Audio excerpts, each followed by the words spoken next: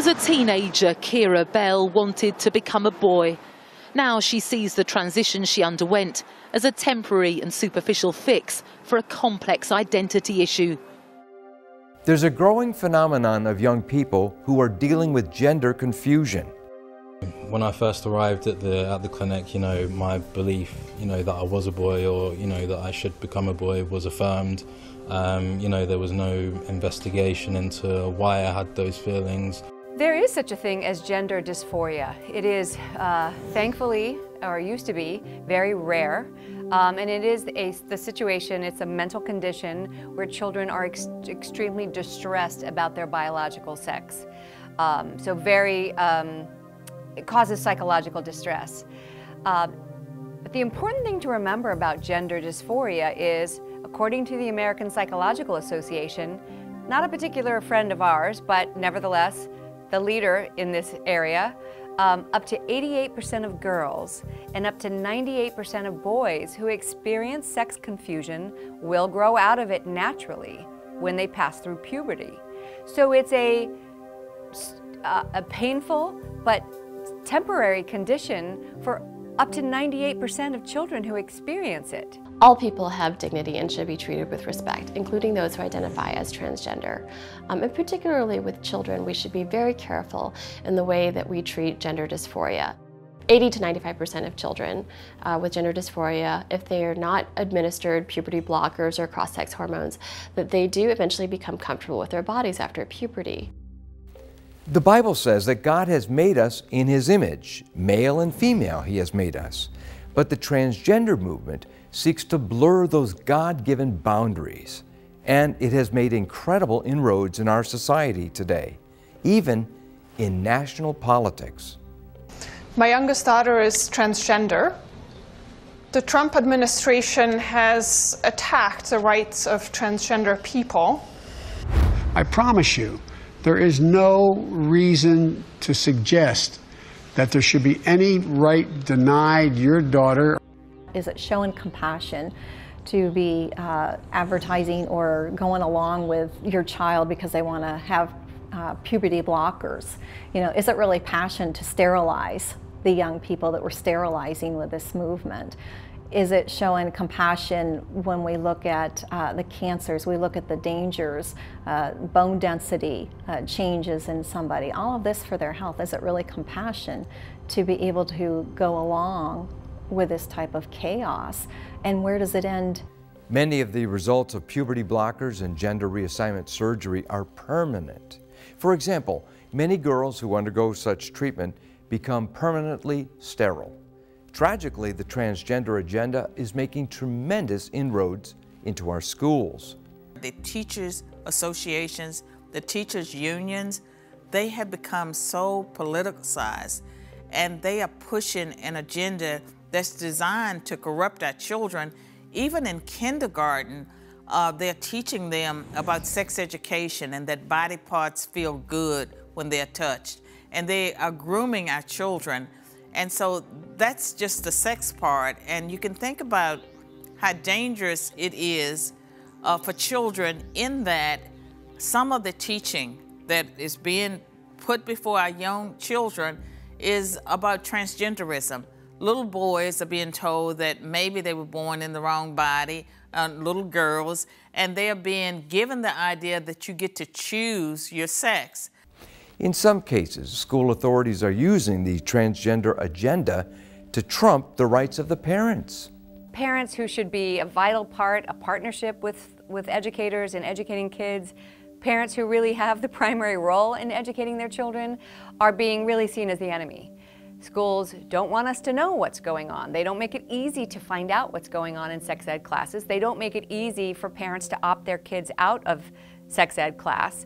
And some of these lessons are being taken out of the sex ed curriculum and put in other places where there's not an obvious parental opt-out. We've started to see some cases begin to perk where in the context of transgenderism, if you have a minor who is told by the psychologist at the school or other adult in the government system that maybe they should transgender, and the parents are like, sorry, That's not going to happen. We got X and Y chromosomes here. We got external genitalia. We know the answer to this question, right?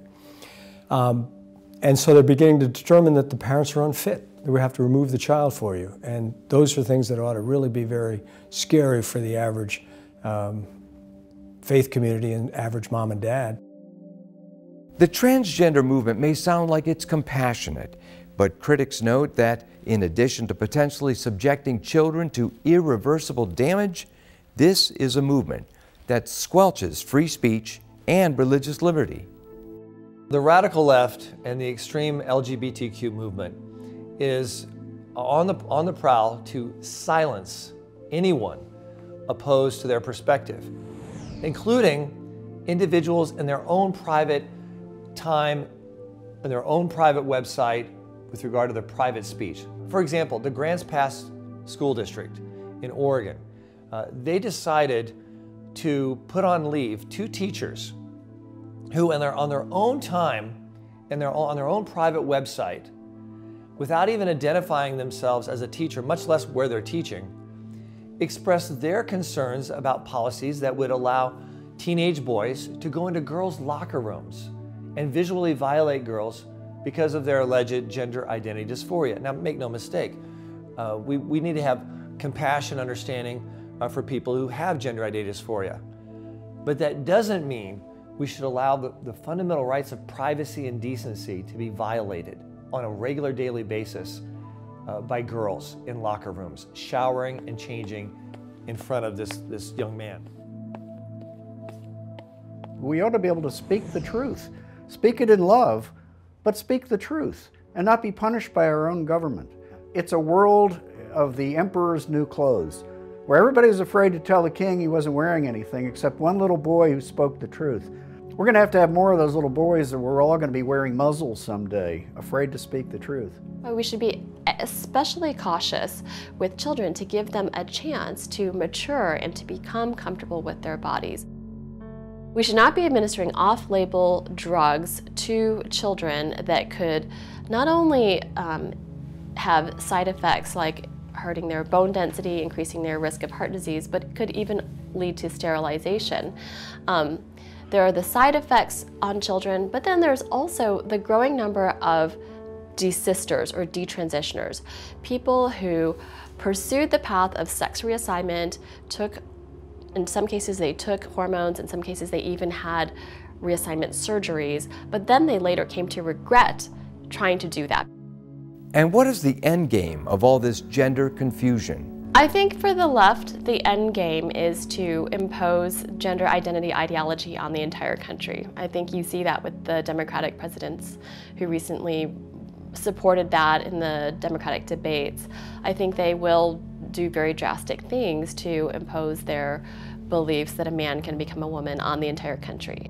I think that in about 5 to 10 years, there will be a lot of malpractice lawsuits that are starting up from all of these children who are being pushed through these gender therapy clinics where they're having psychological treatment being given to them that's screwing them up, and then also the hormone treatments. They're injecting them with puberty blockers, they're injecting them with testosterone, they're giving them estrogen, and these are little kids who can't even consent to sexual activity or to get tattoos or to have medicine, but we're letting them consent to sex changes essentially. And there's going to be a lot of malpractice lawsuits.